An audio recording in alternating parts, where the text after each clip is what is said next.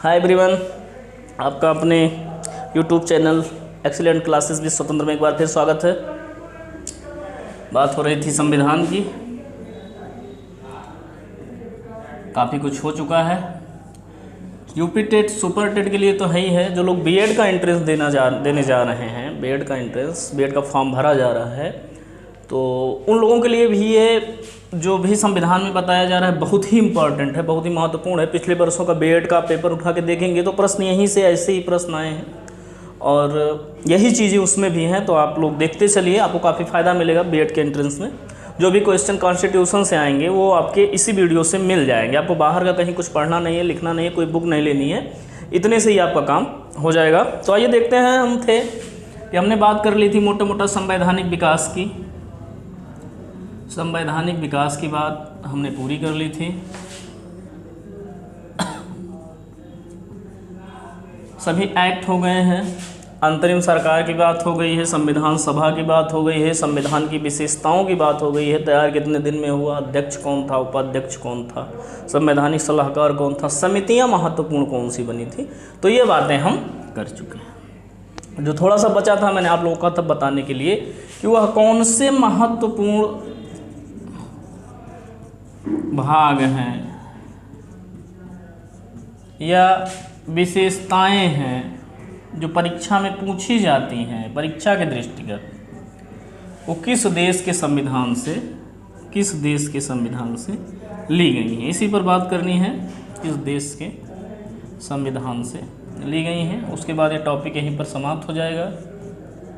आपको कुछ संभावित प्रश्न उपलब्ध हो जाएंगे, कोशिश रहेगी किसी वीडियो में हो जाए, और उसके बाद हम बढ़ चलेंगे प्रस्तावना की तरफ। तो किस देश के संविधान से क्या लिया गया है, यही बात आप लोगों को बतानी थी। तो जो सबसे ज़्यादा प्रभाव था हमारे ऊपर, हम उपनिवेश थे, हमारी व्यवस्था औपनिवेशिक व्यवस्था थी, ब्रिटेन का हमारे ऊपर अधिकार था। तो सबसे पहले हम देखते हैं ब्रिटेन,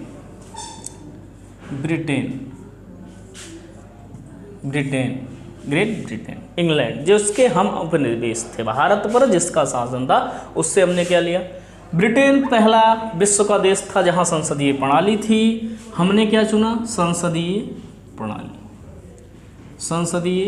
प्रणाली। यह हमने किससे लिया, ब्रिटेन से लिया, संसदीय प्रणाली। पहली बात। दूसरी बात, एकल कुछ भी कह लीजिए, एकल नागरिकता। जैसे देखेंगे आप, भारत राज्यों का संघ है, भारत। अमेरिका भी राज्यों का संघ है। भारत यूनियन है, अमेरिका फेडरल है, यह भी संघ है। लेकिन अमेरिका में दोहरी नागरिकता है, लेकिन भारत ने एकल नागरिकता चुनी। अमेरिका में दोहरी नागरिकता होती है। अमेरिका में केंद्र की अलग, अमेरिका की नागरिकता अलग, राज्यों की नागरिकता अलग, दोहरी नागरिकता की व्यवस्था की गई। लेकिन हमने क्या चुना, एकल नागरिकता। एक ही नागरिक होगा और वह नागरिकता जो होगी हमें कहाँ की होगी, भारत की होगी। हम पहले भारतीय हैं, उसके बाद उत्तर प्रदेश में रहते हैं, बिहार में रहते हैं, मध्य प्रदेश में रहते हैं, झारखंड में रहते हैं, कहीं भी रहते हैं। पूरे भारत में पूरब से पश्चिम तक, उत्तर से दक्षिण तक जहाँ भी रहते हैं हम क्या हैं, भारतीय हैं। तो हमारी नागरिकता कैसी है, इकहरी नागरिकता, एकल नागरिकता। यह व्यवस्था हमने कहाँ से ली, ब्रिटेन से ली। संसदीय प्रणाली कहाँ से ली, ब्रिटेन से ली। और जो तीसरी बात है, विधि द्वारा स्थापित शासन।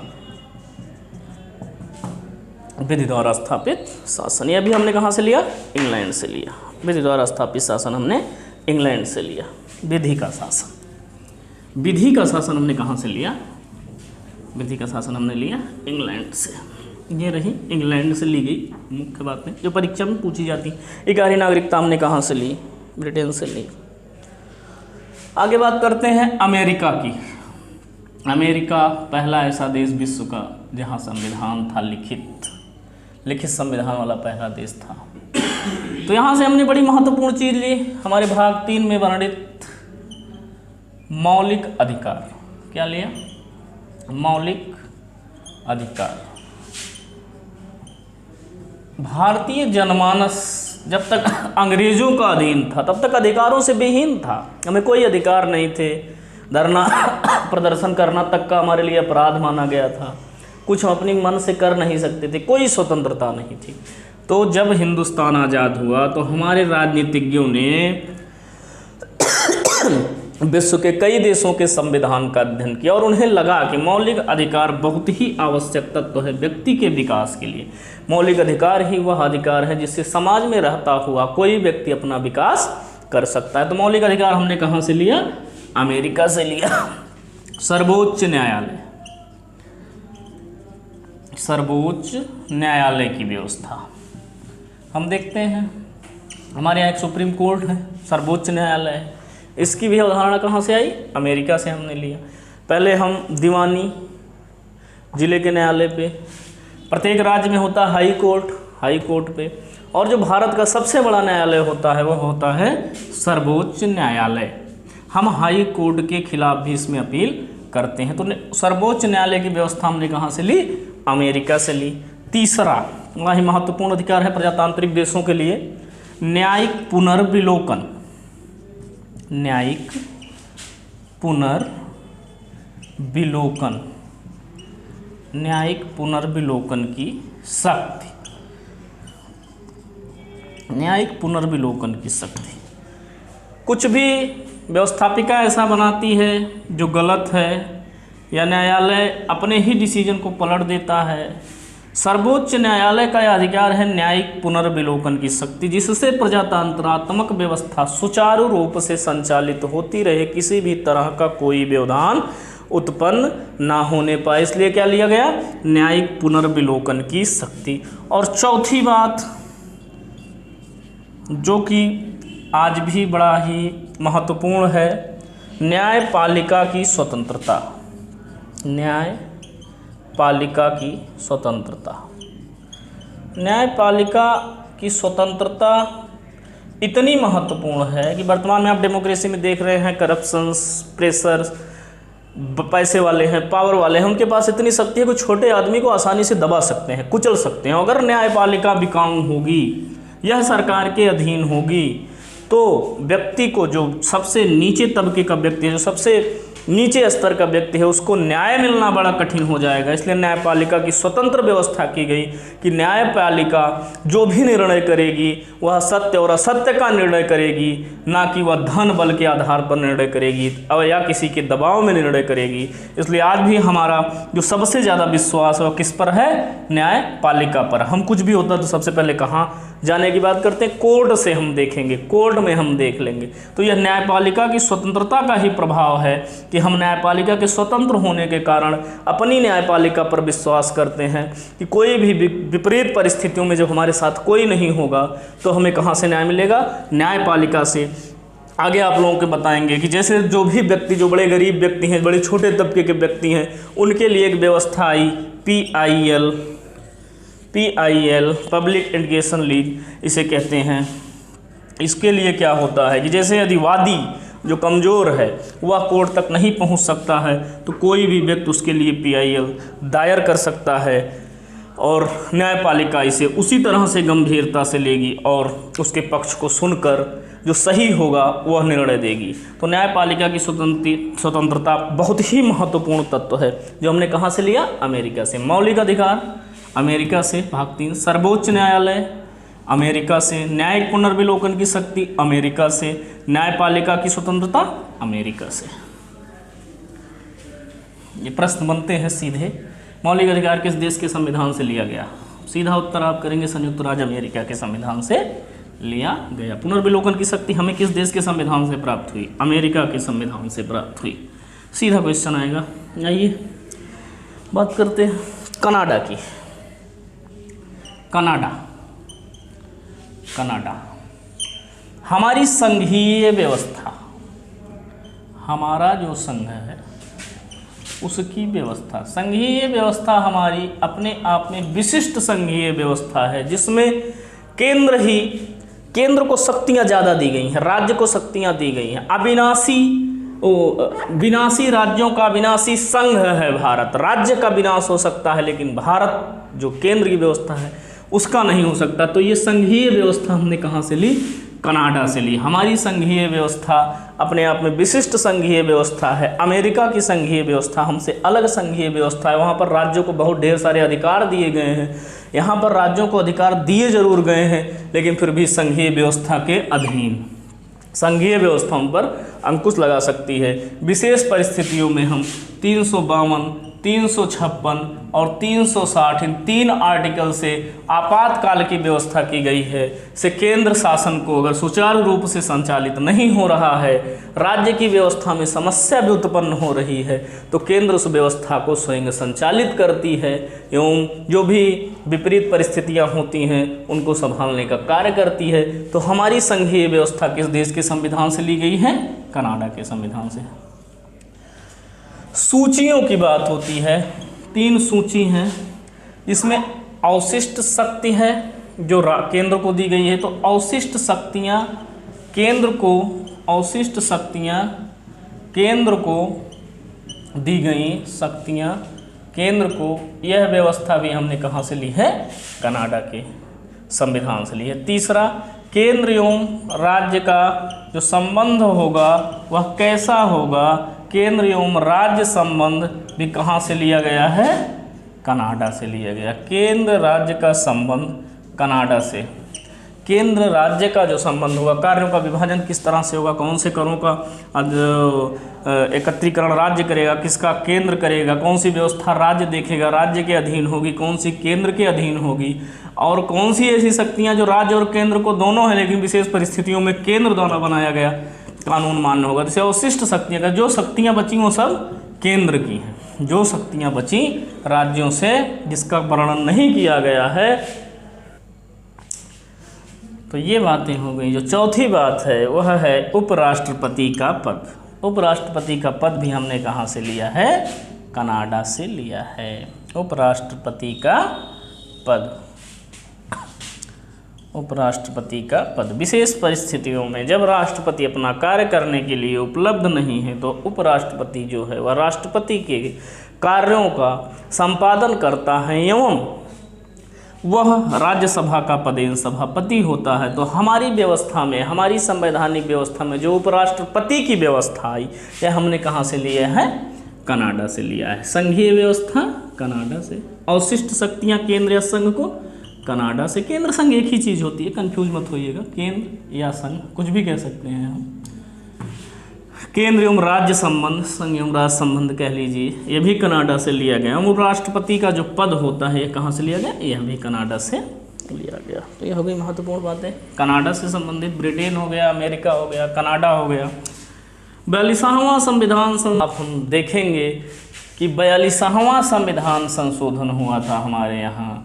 42वां संविधान संशोधन कब हुआ था? यह संशोधन, यह संविधान संशोधन 1976 ईस्वी में हुआ था, स्वर्ण सिंह ठाक्कर समिति की सिफारिश पर। यह हालांकि आगे की बात है। 42वां संविधान संशोधन में भारत के मूल संविधान में मौलिक अधिकारों की बात तो की गई थी, मौलिक अधिकार की बात तो की गई थी, लेकिन कर्तव्य की बात नहीं की गई थी। अगर व्यक्ति के अधिकार होते हैं तो व्यक्ति के कुछ कर्तव्य भी होते हैं, तो मौलिक कर्तव्यों की बात की गई। 42वें संविधान संशोधन के बाद भाग 4 का में इसे लाकर स्थापित किया गया।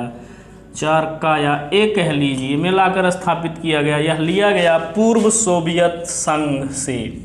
पूर्व सोवियत संघ रूस का एक संगठन था, कई देशों को मिलाकर, इसे पूर्व सोवियत संघ कहते हैं। पूर्व सोवियत संघ है रूस। यहाँ से क्या लिया गया? मौलिक कर्तव्य। मौलिक कर्तव्य 3 क्वेश्चन इससे बन सकते हैं। किस समिति की सिफारिश पर भारतीय संविधान में मौलिक कर्तव्य शामिल किया गया? स्वर्ण सिंह समिति की सिफारिश पर भारतीय संविधान में मौलिक कर्तव्य शामिल किया गया। किस संविधान संशोधन के तहत भारतीय संविधान में मौलिक कर्तव्य शामिल किया गया? 42वां संविधान संशोधन 1976 ईस्वी के तहत भारतीय संविधान में मौलिक कर्तव्य शामिल किया गया। या किस देश के संविधान से लिया गया? पूर्व सोवियत संघ या रूस के संविधान से अधिग्रहित किया गया है। और यह किस पार्ट में है? तो भाग 4 का में या भाग 4 ए में मौलिक कर्तव्यों की बात की गई। ये बात हो गई पूर्व सोवियत संघ की। कुछ चीज़ें और जो परीक्षा की दृष्टि से बहुत ही महत्वपूर्ण हैं। विधि का शासन तो हमने ब्रिटेन से लिया, लेकिन जापान से भी हमने लिया। क्या लिया? विधि द्वारा स्थापित प्रक्रिया। विधि द्वारा स्थापित प्रक्रिया हमने जापान से ग्रहण की। विधि द्वारा स्थापित प्रक्रिया जापान से ग्रहण की। दक्षिण अफ्रीका के संविधान से हमने संविधान में जो संशोधन की प्रक्रिया है, कौन कौन सी प्रक्रियाएं हैं संविधान में संशोधन की, ये हम आपको आगे बताएंगे। संविधान संशोधन की जो प्रक्रिया है वह हमने कहाँ से लिया? दक्षिण अफ्रीका से लिया। संविधान संशोधन की प्रक्रिया दक्षिण अफ्रीका से लिया। जापान से हमने विधि द्वारा स्थापित प्रक्रिया लिया। जर्मनी के बीमर संविधान की बात करते हैं। जर्मनी के संविधान से या जर्मनी के बीमर संविधान से, जर्मनी के संविधान से या बीमर संविधान से हमने आपातकालीन व्यवस्था ग्रहण की। आपातकालीन व्यवस्था, विषम परिस्थितियों में आपातकाल लगाया जाता है। आपातकालीन व्यवस्था हमने जर्मनी के संविधान से ग्रहण किया। 3 आर्टिकल होते हैं आपातकाल लगाने, 352, 356, 360। कब, कहाँ, कैसे आपातकाल लगता है आगे बताएंगे। अभी जर्मनी के संविधान से आपातकालीन व्यवस्था ग्रहण की गई। जापान से विधि द्वारा स्थापित प्रक्रिया, दक्षिण अफ्रीका से संविधान संशोधन की प्रक्रिया, जर्मनी के संविधान से, बीमर संविधान से आपातकालीन व्यवस्था। यह मुख्य रूप से प्रश्न सीधा आएगा, जब भी आएगा आपातकालीन व्यवस्था किस देश के संविधान से उद्धृत की गई? जर्मनी के बीमर संविधान में से निम्न में से कौन सी विशेषताएं ग्रहण की गई? 2 प्रकार से बन सकता है। वही इसमें भी हो सकता है। दक्षिण अफ्रीका के संविधान से हमने क्या ग्रहण किया? संविधान संशोधन की प्रक्रिया। या संविधान संशोधन की प्रक्रिया किस देश के संविधान से ली गई? दक्षिण अफ्रीका से। या 4 विशेषताएं देकर, 4 देश देकर के मिलाने को कहा जा सकता है। तो 3 प्रकार से प्रश्न बन सकते हैं। और कुछ जो महत्वपूर्ण प्रश्न लगातार परीक्षा में आते हैं उसको देख लेते हैं। ऑस्ट्रेलिया एक देश, महाद्वीप भी है। ऑस्ट्रेलिया, रिकी पोंटिंग वाला ऑस्ट्रेलिया। ऑस्ट्रेलिया से हमने क्या लिया? बहुत ही महत्वपूर्ण, अक्सर परीक्षा में पूछ लेता है, समवर्ती सूची। समवर्ती सूची हमने कहाँ से ग्रहण की? ऑस्ट्रेलिया से। समवर्ती सूची, जो 3 सूचियां हैं, केंद्र सूची, राज्य सूची, तो उसी में एक सूची है समवर्ती सूची। समवर्ती सूची के जो विषय होते हैं उस पर केंद्र और राज्य दोनों अपने कानून बना सकते हैं, लेकिन विशेष स्थिति में जब ऐसी बात आ जाएगी तो केंद्र का कानून मान्य होगा, राज्य का कानून शून्य हो जाएगा। तो यह व्यवस्था कहाँ से ली गई? ऑस्ट्रेलिया की। ऑस्ट्रेलिया से समवर्ती सूची की। और केंद्र राज्य का जो संबंध होता है, केंद्र राज्य का जो संबंध होता है वह कहाँ से लिया गया? ऑस्ट्रेलिया से। केंद्र राज्य का संबंध ऑस्ट्रेलिया से लिया गया। ये ऑस्ट्रेलिया की 2 मुख्य बातें हैं। ज़्यादातर आप लोग फोकस करिएगा समवर्ती सूची पर। समवर्ती सूची का जो प्रश्न है यह अक्सर परीक्षा में पूछ लिया जाता है। आप देखेंगे बीएड का या सुपर टेट, जहाँ भी उठा के प्रश्न पत्र देखेंगे जो इस तरह की परीक्षाओं के प्रश्न, समवर्ती सूची का प्रश्न अक्सर परीक्षा में पूछा जाता है। कहाँ से लिया गया? ऑस्ट्रेलिया से लिया गया। समवर्ती सूची, केंद्र राज्य का संबंध। आयरलैंड की भी बात कर लेते हैं। नीति निर्देशक तत्व को आप लोग जानते होंगे, नहीं जानते होंगे तो आगे बताएंगे। पार्ट 4 भाग 4 है भारतीय संविधान का। नीति निर्देशक तत्व बहुत ही महत्वपूर्ण है। नीति निर्देशक तत्व ही संविधान में ऐसे तत्व हैं जिनसे प्रजातांत्रिक व्यवस्था की सुंदरता स्पष्ट होती है, जिसमें सरकार को ऐसे अधिकार दिए गए हैं कि वह ऐसे कानून बना सकती है, ऐसे कार्य कर सकती है जिससे सबसे निचले पायदान पर रह रहे व्यक्ति को लाभ प्राप्त हो। नीति निर्देशक तत्व के तहत, नीति निर्देशक तत्व हमने किस देश के संविधान से ग्रहण किया? आयरलैंड से। आयरिश संविधान से या आयरलैंड से। आयरिश संविधान भी कहीं कहीं लिखा आ जाता है, तो कंफ्यूज नहीं होना है, सीधा हमको उत्तर करना है अपना क्या? आयरलैंड या आयरिश संविधान से क्या लिया गया? नीति निर्देशक तत्व लिया गया। और क्या लिया गया? राष्ट्रपति के जो चुनाव की प्रक्रिया होती है, राष्ट्रपति के चुनाव की जो प्रक्रिया होती है, चुनाव की प्रक्रिया, यह भी हमने आयरलैंड के संविधान से ही ग्रहण किया। तो क्या प्रक्रिया होती है ये आगे डिटेल में बताएंगे। एकल संक्रमणीय मत पद्धति के आधार पर राष्ट्रपति का चुनाव किया जाता है। एकल संक्रमणीय जो मत पद्धति है वह हमने किस देश से ली? आयरलैंड से ली।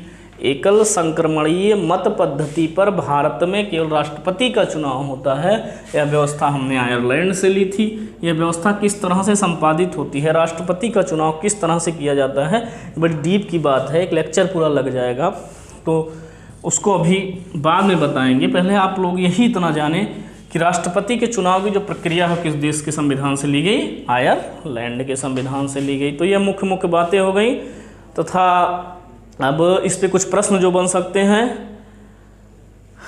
वो आपको हम बता दे रहे हैं।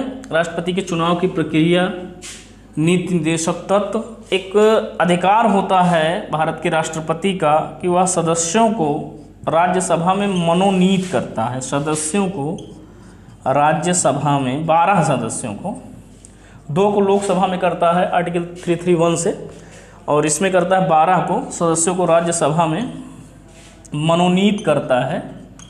विशेष कला खेल, अब तो सचिन तेंदुलकर वगैरह जब गए थे तो खेल को भी दे दिया गया। खेल, कला, साहित्य, शिक्षा, किसी भी विशेष क्षेत्र में उत्कृष्टता के लिए सम्मान स्वरूप या उनके विचारों को जानने के लिए आगे कैसे भारत में इस चीज़ को डेवलप किया जा सकता है, स्पेशलिस्ट होते हैं जो उस चीज़ के सदस्यों को राज्यसभा में मनोनीत करता है। कौन?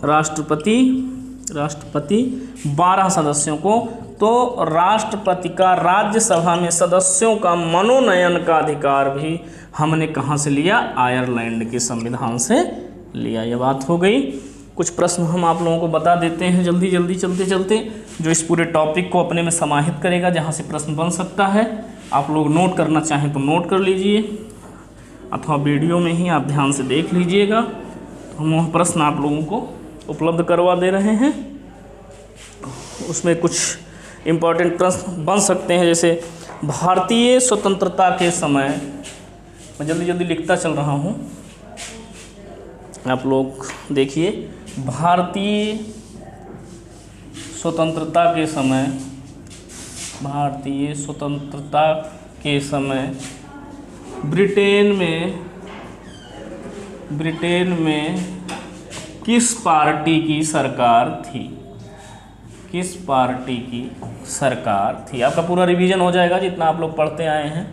क्वेश्चन कैसे बनते हैं, क्वेश्चन की प्रकृति आप लोग देखिए, जो आप लोगों ने पढ़ा उसमें कहाँ से प्रश्न उठ सकता है, तो ये चीज़ आप देखिए। भारतीय स्वतंत्रता के समय ब्रिटेन में किस पार्टी की सरकार थी? लेबर पार्टी की। लेबर पार्टी की, ये आपका आंसर है, लेबर पार्टी। ध्यान देंगे आप लोग, लेबर पार्टी।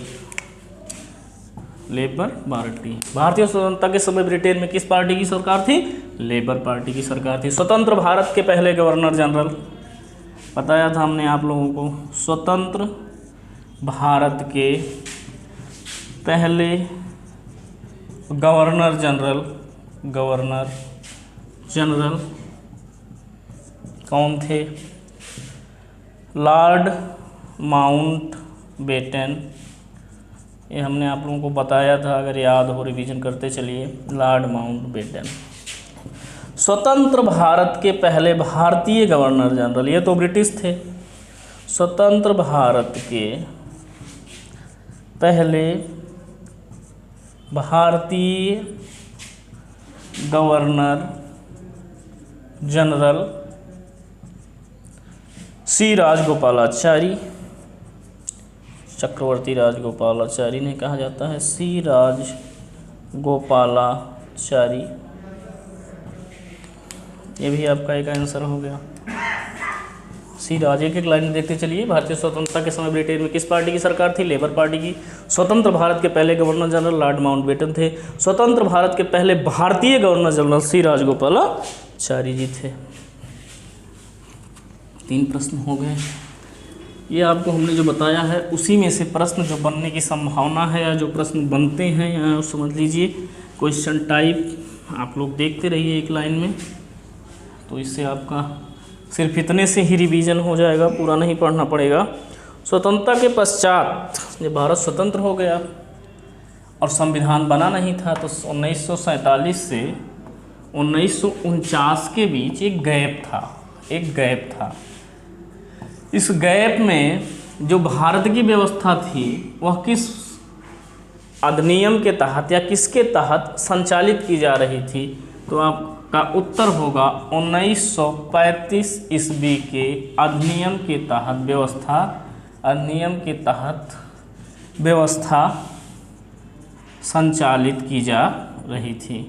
व्यवस्था संचालित की जा रही थी। भारतीय स्वतंत्रता के पश्चात एवं भारतीय संविधान के निर्माण के पूर्व भारतीय व्यवस्था कैसे संचालित की जा रही थी? तो भारतीय व्यवस्था 1935 ईस्वी के अधिनियम के तहत संचालित की जा रही थी। आप लिखना चाहें तो लिख सकते हैं इस चीज़ को। संविधान सभा के विभाजन के बाद मुस्लिम लीग शामिल नहीं हुई, संविधान सभा का विभाजन हो गया। संविधान सभा के विभाजन के बाद जब देश अलग हो गए तो संविधान सभा का विभाजन हो गया। विभाजन के बाद संविधान सभा में कितने सदस्य?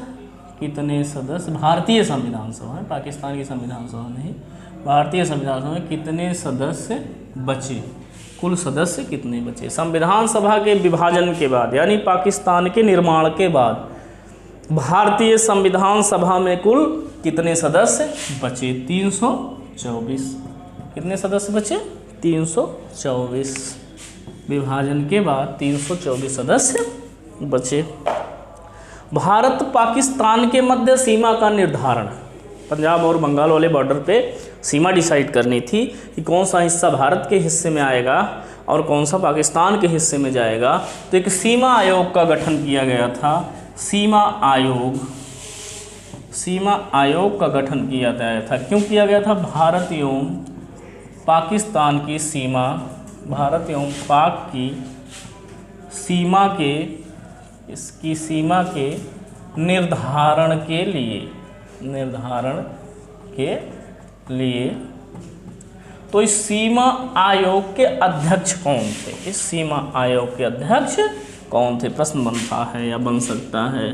सर रेडक्लिफ, इसीलिए उसे रेडक्लिफ लाइन भी कहते हैं। सर रेडक्लिफ जो थे वह सीमा आयोग के अध्यक्ष थे। सर रेडक्लिफ सीमा आयोग के अध्यक्ष थे। भारत एवं पाकिस्तान के विभाजन के बाद जो सीमा का निर्धारण हुआ उस सीमा आयोग के अध्यक्ष कौन थे? सर रेडक्लिफ थे। अगला प्रश्न देखते हैं। ब्रिटिश सम्राट का या ब्रिटिश ताज का भारतीय रियासतों पर से अधिकार कब समाप्त हो गया? प्रभुत्व कब समाप्त हो गया? क्वेश्चन है ब्रिटिश ताज का भारतीय रियासतों पर से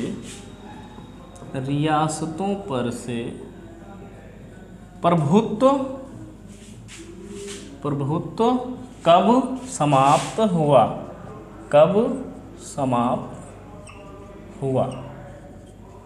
प्रभुत्व कब समाप्त हुआ? तो उत्तर क्या होगा? 1947।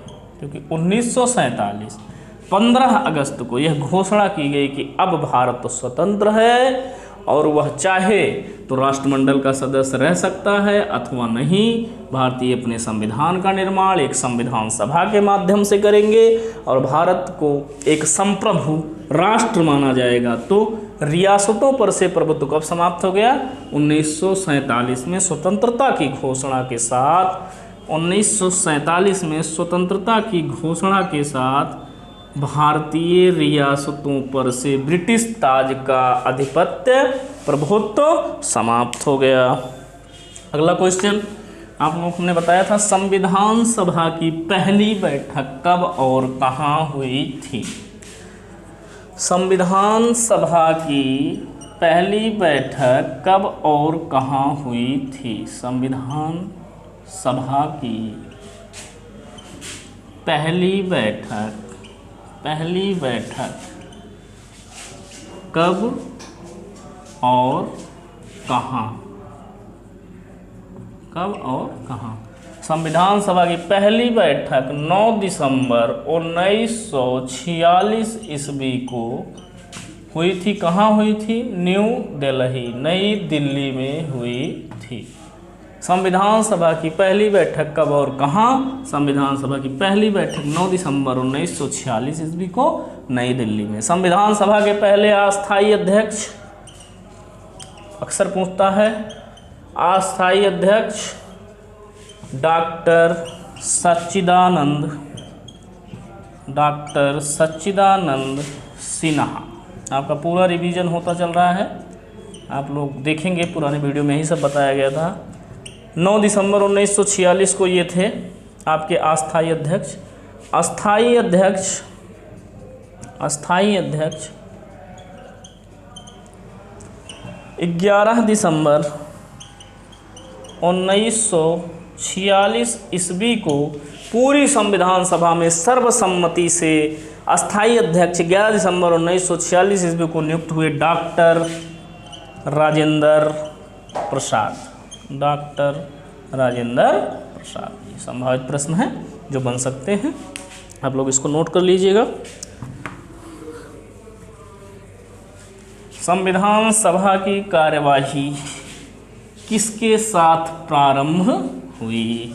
संविधान सभा की कार्यवाही किसके साथ प्रारंभ हुई? संविधान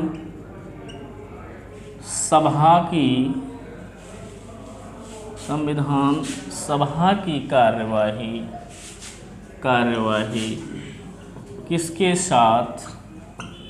किसके साथ का तात्पर्य है कौन सा पहला काम हुआ? किसके साथ प्रारंभ हुई?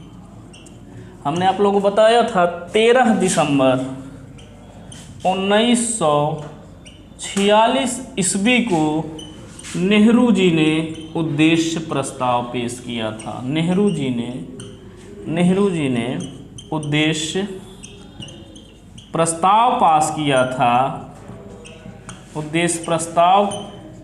किया था। उसी के साथ संविधान सभा की कार्यवाही प्रारंभ हुई थी। 13 दिसंबर तारीख है, 13 दिसंबर 1946 ईस्वी। किसके साथ? उद्देश्य प्रस्ताव के साथ। किसने पेश किया था? नेहरू जी ने पेश किया था। 13 दिसंबर 1946 ईस्वी तारीख है। पेश करने वाले व्यक्ति नेहरू जी। और क्या पेश किया था? उद्देश्य प्रस्ताव। बाद में यही पास होकर क्या बना? भारतीय संविधान की प्रस्तावना। प्रारूप समिति की स्थापना कब हुई थी? बहुत ही इंपॉर्टेंट समिति है, इसलिए अक्सर परीक्षा में पूछ लिया जाता है। क्वेश्चन है आपका, प्रारूप समिति की स्थापना कब हुई? प्रारूप समिति की स्थापना 15 अगस्त 1900, ऐसे याद रखिएगा, 15 अगस्त 1947 को भारत आज़ाद हुआ, ठीक 14 दिन बाद 29 अगस्त 1947 ईस्वी को प्रारूप समिति की स्थापना हुई। अध्यक्ष डॉक्टर B.R. अम्बेडकर 7 सदस्यों के साथ इसकी स्थापना की गई थी। कुल 7 मेंबर थे। कहाँ? संविधान सभा की प्रारूप समिति में स्थापना 29 अगस्त 1947 ईस्वी को प्रारूप समिति की स्थापना हुई। अगला प्रश्न, संविधान सभा की अंतिम बैठक कब बुलाई गई? कब आहूत की गई? संविधान सभा की अंतिम बैठक संविधान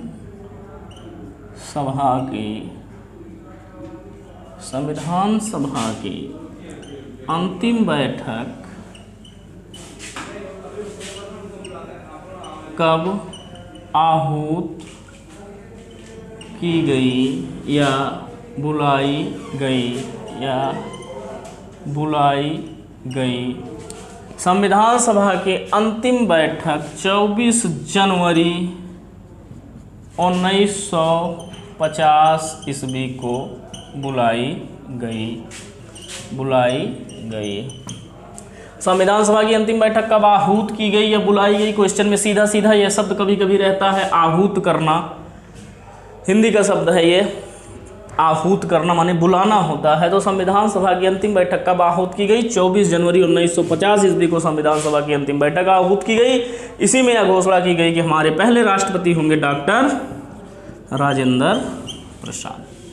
उसी दिन डॉक्टर राजेंद्र प्रसाद को भारत का पहला राष्ट्रपति घोषित कर दिया गया। 284 सदस्य उस समय जो थे वहाँ पर उन्होंने दस्तखत किया संविधान की 3 प्रतियों पर। 284 सदस्यों ने हस्ताक्षर किया संविधान की 3 प्रतियों पर। तो ये 24 जनवरी तक की कथा हो गई है। मूल भारतीय संविधान में कितने अनुच्छेद एवं कितनी अनुसूचियां थीं हमने आपको बताया था। अब केवल कुछ बदला है, तो अनुसूचियों की संख्या बदली है। वर्तमान में भारतीय संविधान में 12 अनुसूचियां हैं। मूल संविधान